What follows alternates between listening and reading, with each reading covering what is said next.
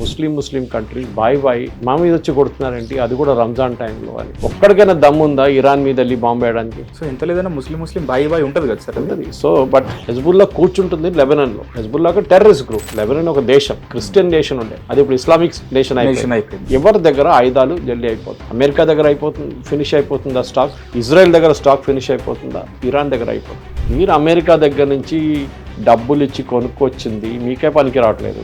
Trump statement ఏమి ఇచ్చారంటే, మేము మా నేవీని పెట్టబోతున్నాం అక్కడ, నథింగ్ విల్ స్టాప్. వీళ్ళకి ఇప్పుడు అమెరికా ఏమంటారు, మేము మీకు సహాయం ఇస్తాం, ఈ will give you political recognition. మీరు పని చేయండి, ఇరాన్ మీద దాడి చేయండి. ఇరాన్లో ఉన్న పోలీస్ స్టేషన్స్, ఇరాన్లో ఉన్న పవర్ స్టేషన్స్, ఇరాన్లో ఉన్న ఏ గవర్నమెంట్ ఇన్ఫ్రాస్ట్రక్చర్ ఇంక్లూడింగ్ వీళ్ళ రెవల్యూషనరీ గార్డ్, వాళ్ళని కొట్టండి. కొట్లాడితే పోరాడితేనే గవర్నమెంట్ మారుతుంది. On ground fighting is important. దానికి అమెరికన్స్ భయపడతారు. ఇజ్రాయెల్ వచ్చి అన్నారు వాళ్ళు న్యూక్లియర్ తయారు చేస్తున్నారు, అంతే సంగతి, నీది కూడా పోతుంది, నాది కూడా పోతుంది. యుద్ధం మొదలు పెట్టడం చాలా ఈజీ, యుద్ధం ఆపడం అనేది చాలా డిఫికల్ట్. ఇరానియన్ రెజ్యూమ్ సరెండర్ చేస్తారా? ఈ ముల్లాలన్నీ రష్యాకు ఎక్కడెక్కడ పారిపోతారా? ఇరానియన్ నేషనల్ రెవల్యూషనరీ గార్డ్స్ ని మొత్తం డిస్బాండ్ చేసి వాళ్ళు అక్కడి నుంచి మాయమైపోతారా, లేకపోతే పారిపోతారా? కిమ్ జాంగ్ ఉన్ మీద ఎందుకు చేయబెట్టట్లేదు ట్రంప్? ఎందుకు వాయిదాలు పంపిస్తే, ఎందుకు థ్రెటన్ చేయట్లేదు? పిచ్చోన్ చేతులు రాయిలాగా అయిపోతుంది. ఎక్కడ కొడతారో తెలియదు. హిరోషిమా గుర్తుందా, నాగసాకి గుర్తుందా, చెర్నోబిల్ గుర్తుందా, ఫుకుషిమా గుర్తుందా? గుర్తుపెట్టు. This is what will happen to you. Hit TV ప్రేక్షకులకు నమస్కారం, నేను మీ మహేష్. అందరూ హోలీ బాగా సెలబ్రేట్ చేసుకున్నారనుకుంటాను, తెలుస్తుంది. అయితే మనం ఇక్కడ హ్యాపీగా హోలీ సెలబ్రేట్ చేసుకున్నాం, కానీ ప్రపంచ దేశాల్లో దీపావళి సెలబ్రేట్ చేసుకుంటున్నారు. ఒకరి మీద ఒకరు బాంబులు వేసుకుంటున్నారు. అసలు ఆ యుద్ధం ఎందుకు మొదలైంది, దాని మూలాలు ఎక్కడున్నాయి, అసలు యుద్ధం వరకు వచ్చిందంటే ఎన్నిసార్లు చర్చలు విఫలమై ఉంటాయి. సో ఇప్పుడు ఈ యుద్ధంలో ఇబ్బంది పడుతున్న దేశాలేవి, వీటన్నిటి గురించి మనం సురేష్ కొచ్చిటిల్ గారితో ఆల్రెడీ పార్ట్ 1లో తెలుసుకున్నాం.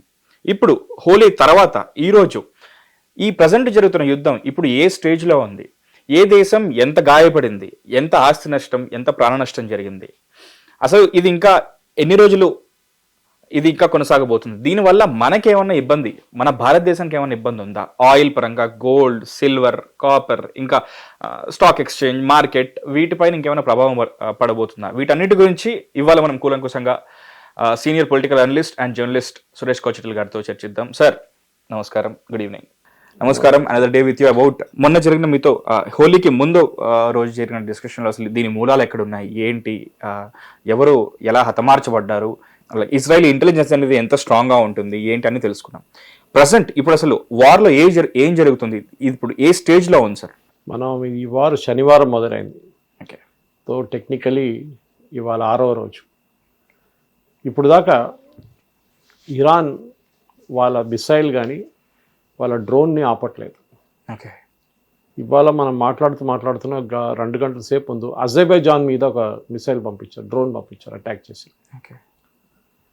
అజర్బైజాన్ నాకు అర్థం కావట్లేదు అజర్బైజాన్తో ఏం ప్రాబ్లం ఉందని. అక్కడ కూడా వీళ్ళ ఎయిర్ ఫోర్స్ బేస్ ఉందో డౌట్ వస్తుంది నాకు ఒకటి. ఆర్ యుఎస్ ఎయిర్ ఫోర్స్ అక్కడి నుంచి వాళ్ళ ఎయిర్క్రాఫ్ట్ అక్కడి నుంచి వాడుకుంటున్నారో, ఆ రన్వే నుంచి వాళ్ళ ఎయిర్ ఫోర్స్ ఎయిర్ బేస్ వాడుకుంటున్నారో అని డౌట్ వస్తుంది. దానికోసం బహుశా ఉండొచ్చు, లేకుంటే ఎందుకు ఫైర్ చేయాలి అక్కడ. ఒకటోవైపు ఇంకా నిన్న టర్కీ వైపు ఒకటి ఫైర్ చేశారు, తుర్కీ వైపు. అక్కడ ఒక యుఎస్ ఎయిర్ ఫోర్స్ బేస్ ఉంది, దాని మీద ఫైర్ చేశారు. ఓకే. దానికన్నా మనం ముందు చూసాం సౌదీ అరేబియా మీద ఫైర్ చేశారు, వాళ్ళ ఎంబసీ మీద. నిన్న దుబాయ్లో ఉన్న యుఏఈలో ఉన్న వాళ్ళ అమెరికన్ ఎంబసీ మీద ఫైర్ చేశారు. దానికన్నా ముందు దుబాయ్ షాపింగ్ అక్కడ ఏరియాస్లో, that is specifically Dubai airport పక్కన కూడా ఫైర్ చేశారు, దుబాయ్ ఎయిర్పోర్ట్ మీద. ఓకే. పామ్ జుమేరా మీద డ్రోన్ అటాక్ చేశారు. అరామ్కో పైన కూడా చేశారు. అరామ్కో సౌదీ అరేబియాలో ఉన్న రిఫైనరీ మీద చేశారు. ఇక్కడ ఖత్తర్ మీద చేశారు. మనామాలో ఉన్న, బహ్రెయిన్లో ఉన్న యుఎస్ 5th ఫ్లీట్ మీద దాడి చేశారు. కువైత్ మీద దాడి చేశారు. ప్రతి చోట ఇరాన్ దాడి చేస్తున్నారు. ఇది ఎక్కడి దాకా వెళ్తుందో తెలియదు. ఎందుకంటే గల్ఫ్ స్టేట్స్ ఏమనుకున్నారంటే ఈ యుద్ధం మాకు సంబంధం లేదు, ఈ యుద్ధం అమెరికా, ఇజ్రాయెల్ అండ్ ఇరాన్ నడిమిట్లో ఉందనుకున్నారు. కానీ ఇరాన్ ఏం చేశారంటే వీళ్ళందరినీ గుంజుకున్నారు ఈ వార్లో, యుద్ధంలో. రండి మీరు కూడా రండి, మీరు కూడా దీంట్లో భాగస్వామ్యం అవ్వండి అని చెప్పేసి. కానీ ఇప్పుడు ఏం జరుగుతుంది, ఒకటి వీళ్ళ ఎకానమీని డెస్ట్రాయ్ చేస్తున్నారు ఇరాన్, చాలా క్లియర్ అది. ఎందుకంటే మేము మునిగిపోతున్నాం, మిమ్మల్ని కూడా తీసుకొని మునుగుతాం మేమని చెప్పి. సపరేట్గా తీసుకుందాం, Saudi Arabia main oil exports, వాళ్ళకి ఇంకేం లేదు ఎక్కువ. ఆ ఆయిల్ ఎక్స్పోర్ట్స్ని అరామ్కో రిఫైనరీ కొట్టిన తర్వాత వాళ్ళది డెఫినెట్గా అక్కడ ఒక లాస్ వస్తుంది. వాళ్ళు అమ్మలేకపోతారు, క్రూడ్ ఆయిల్ కానివ్వండి మిగతా ఏదైనా. చిన్నదే కదా సార్, చిన్నపాటి విధ్వంసం కదా అక్కడ జరిగింది అరామ్కోలో, లేకపోతే పెద్దగా జరిగింది? జరిగింది కానీ దట్ ఈస్ ఇనఫ్ సైకలాజికల్గా. ఓకే. అంటే మా రిఫైనరీ మీద వచ్చి కొట్టారు, of course certain part caught fire, జరిగింది, నష్టం జరగాల్సింది జరిగింది. ఓకే. కానీ అది కాదు మెయిన్ పాయింట్ ఇస్ సైకలాజికల్గా కొట్టారు సౌదీ అరేబియా. అరే మేము మీ తోడు ఉంటాం, ఇప్పుడు ముస్లిం కంట్రీస్ బాయ్ మా మీద వచ్చి కొడుతున్నారేంటి, అది కూడా రంజాన్ టైంలో అని. ఇది ఉన్నప్పుడు అటువైపు దుబాయ్ మీద కొట్టారు. అక్కడ మీరు అడగొచ్చు ఎయిర్ ఫోర్స్ బేస్ ఎక్కడ లేదు కదా మా దగ్గర, అట్లీస్ట్ దుబాయ్లో లేదు. కానీ ఎందుకు కొట్టారు? ఎందుకంటే దుబాయ్ మెయిన్ స్టేట్ టూరిజం, వాళ్ళు డబ్బులు సంపాదించేది మొత్తం టూరిజం నుంచి. అవును సార్. ఆ టూరిజంని కొట్టాలంటే ఏం చేయాలి? ఎయిర్పోర్ట్ మీద కొట్టారు, ఓకే, వాళ్ళ హోటల్స్ మీద కొట్టారు, ఇంకోటి పామ్ జుబరియా మీద కొట్టారు. ఇదంతా రెసిడెన్షియల్ ఏరియాస్, హోటల్ ఏరియాస్. దాని మీద ఎందుకు దాడి చేశారు? అక్కడి నుంచి ఉన్న టూరిస్టులు అందరూ పారిపోతారు. చాలా క్లియర్ అన్నమాట. సో యుఏఈ ఏం చేశారు? యుఏఈ క్రౌన్ ప్రిన్స్ అల్ నహాన్ వీళ్ళందరూ కలిసి మొన్న దుబాయ్ షాపింగ్ మాల్కి వచ్చారు. బయటికి వచ్చి అందరితో తిరిగి మేము సేఫే, మీరు కూడా రావచ్చు అని చెప్పేసి ఒక statement. That is the real marketing tool. True sir, true.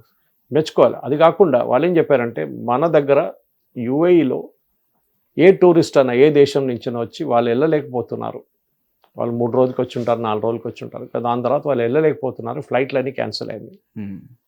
వాళ్ళు ఉండేదాకా, వాళ్ళు వెళ్ళేదాకా, వాళ్ళ ఫ్లైట్ రెడీ అయ్యేదాకా వాళ్ళ ఖర్చు అంతా మేము చూసుకుంటాం. వాళ్ళ స్టే ఖర్చు, ఫుడ్ ఎంత చాలా గొప్ప విషయం సార్ ఇది. దుబాయ్ మన దగ్గర ఇండిగో ఒక శాండ్విచ్, ఒక టెట్రా ప్యాక్ జ్యూస్ ఇస్తారు అంతే. నేను ఎయిర్పోర్ట్లో పడుకోమంటారు సీట్లో. అది కాదు ఇక్కడ. అఫ్కోర్స్ మీరు చెప్పొచ్చు వాళ్ళ దగ్గర డబ్బులు, విపరీతమైన డబ్బులు ఉంది దానికి వచ్చి, కానీ ఇనిషియేటివ్ కూడా యాజ్ అ టూరిస్ట్ డెస్టినేషన్ చూస్తుంది. ఎందుకంటే ద దుబాయ్ ఎయిర్పోర్ట్ 97 మిలియన్ ప్యాసింజర్స్ని హ్యాండిల్ చేస్తారు ప్రతి సంవత్సరం. 97 million compare to we are in సబ్ 25 బ్రాకెట్ ఇన్ హైదరాబాద్. బహుశా ఒక 15-16 బిలియన్ ఉండొచ్చు మన దగ్గర, అది కూడా చాలా ఎక్కువ. ఏది శంషాబాద్. ఇప్పుడు ఆలోచించండి, it is a hub, tourism hub. అక్కడి నుంచి ప్రతి చోట నుంచి ఎమిరేట్స్ కానీ, ఫ్లై దుబాయ్ కానీ, మిగతా ఎయిర్లైన్స్లో ఇండిగో, ఎయిర్ ఇండియా అందరూ వచ్చి అక్కడ ఆగి అక్కడి నుంచి మిగతా డెస్టినేషన్స్కి వెళ్తారు. So it's transit point sir. ఆ ట్రాన్సిట్ పాయింట్ కొట్టారు. ఏమవుతుంది? ఇక్కడ ఒక్కటే కాదు ఇంపాక్ట్, ఆ దేశాలు కూడా ఇంపాక్ట్ అయింది. ఎక్కడెక్కడికి మీరు వెళ్తున్నారో అక్కడ వెళ్ళే ఎయిర్లైన్స్ కూడా ఇంపాక్ట్ అయింది. అన్ని ఎమిరేట్స్ కావాలని లేదు కదా, అన్ని ఫ్లై దుబాయ్ కావాలని లేదు, దాంట్లో మిగతా ఎయిర్లైన్స్ కూడా ఉన్నాయి. వాళ్ళు ఇంపాక్ట్ అయ్యారు. ప్యాసింజర్స్ సఫర్ చేస్తున్నారు, వాళ్ళు వెళ్ళలేకపోతున్నారు ఒక చోటు నుంచి ఒక చోటుకి. కొంతమందికి పర్సనల్ ఎమర్జెన్సీస్ ఉన్నాయి, ఎవరో చనిపోయి ఉంటారు ఇంట్లో. True sir. కొంతమందికి పెళ్ళిళ్ళు ఉంటాయి, దానికి వెళ్ళాల్సి ఉంటుంది. కొంతమందికి ఉద్యోగం కోసం వెళ్తున్నారు, కొంతమంది వీసా ఎక్స్పైర్ అయిపోయింది, వాళ్ళు రిటర్న్ రావాల్సి ఇండియాకి. అందరూ ఒకటే సిచ్యువేషన్లో వచ్చేసారు. ట్రాన్సిట్ పాయింట్ అంటే చాలా కీలకమైన పాయింట్ సార్. మనం రీసెంట్లీ మనం ఇండిగో ఎయిర్వేస్ కి సంబంధించిన ఇష్యూ కూడా చూసాం. అసలు వేలాది మంది అసలు ఇరుక్కుపోయారు. Correct. So that is very smart move by Iran. అంటే స్మార్ట్ మూవ్ అంటే మనం డైరెక్ట్లీ మంచి మూవ్ అని చెప్పకూడదు, కానీ వాళ్ళు స్ట్రాటజికల్ ఆలోచించారు. వాళ్ళు ఖతార్ గ్యాస్ మీద కొట్టారు. ఖతార్ వాళ్ళ గ్యాస్ ప్రొడక్షన్ ఆపేశారు. యూరోప్ మొత్తం సఫర్ అవుతున్నారు ఇప్పుడు. ఎందుకంటే యూరోప్లో మ్యాక్సిమం గ్యాస్, రష్యన్ గ్యాస్ ఆపిన తర్వాత వీళ్ళు తీసుకెళ్తున్నంత ఖతార్ నుంచి. నేను ఇప్పుడు మీ దగ్గర వచ్చి న్యూస్ చదువుతున్నాను, రాస్నెట్ అని చెప్పి రష్యన్ ఆయిల్ ఫామ్ ఒకటి ఉంది, వాళ్ళకి ఇండియాలో కూడా నియారా అని చెప్పే కంపెనీలో వాళ్ళ దగ్గర పెట్టుబడి ఉంది. ఇక్కడ బ్యాన్ చేసి పడేశారు వాళ్ళని. నిన్న యుఎస్ గవర్నమెంట్ ఇది జరిగిన తర్వాత, ఖతారీ గ్యాస్ బంద్ అయిన తర్వాత, రాస్నెట్ జర్మనీలో ఒక యూనిట్ ఉంది వాళ్ళది, అక్కడ కూడా వాళ్ళకి జాయింట్ వెంచర్, వాళ్ళకి పర్మిషన్ ఇచ్చారు రష్యన్ గ్యాస్ కొనుక్కో. ఎందుకంటే ఇప్పుడు స్పెయిన్ దగ్గర, ఇటలీ దగ్గర, ఫ్రాన్స్ దగ్గర వీళ్ళందరూ 20-22% వీళ్ళ దగ్గర గ్యాస్ రిజర్వ్స్ ఉన్నారు.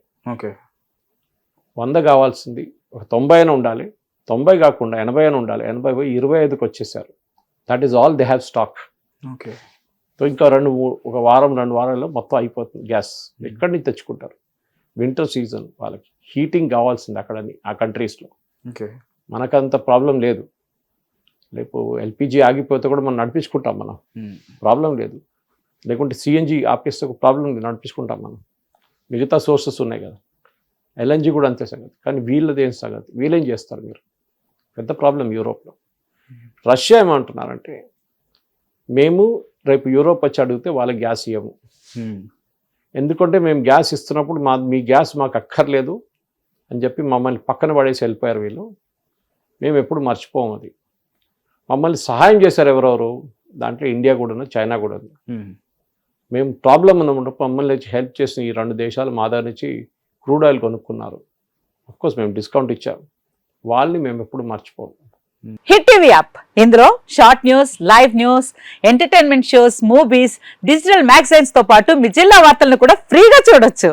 ఇంకెందుకు ఆలస్యం, వెంటనే హిట్ టీవీ యాప్ ని డౌన్లోడ్ చేసుకుని ఫ్రీగా ఎంటర్టైన్మెంట్ పొందండి. Hit TV app. Hit TV app. Please download Hit TV app. Hit TV యాప్ని ఫ్రీగా డౌన్లోడ్ చేసుకొని ఎంజాయ్ చేయండి. మీకు నచ్చిన ఎంటర్టైన్మెంట్ కోసం హిట్ టీవీ యాప్ ని ఫ్రీగా డౌన్లోడ్ చేసుకుని ఎంజాయ్ చేయండి. హిట్ టీవీ యాప్ని డౌన్లోడ్ చేసుకుని ఆస్వాదించండి, ఆశీర్వదించండి. ఇంతమంది సెలబ్రిటీలు హిట్ టీవీ యాప్ ని డౌన్లోడ్ చేసుకోండి అని చెప్తున్నారంటే ఎంత మంచి యాప్ ఆలోచించండి.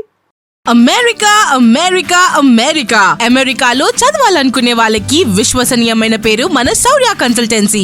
UK లో 1 year masters. UK లో 1 year masters. 2 years work permit up to 5 years visa. Contact Saurya Consultancy. Contact 89851 89851.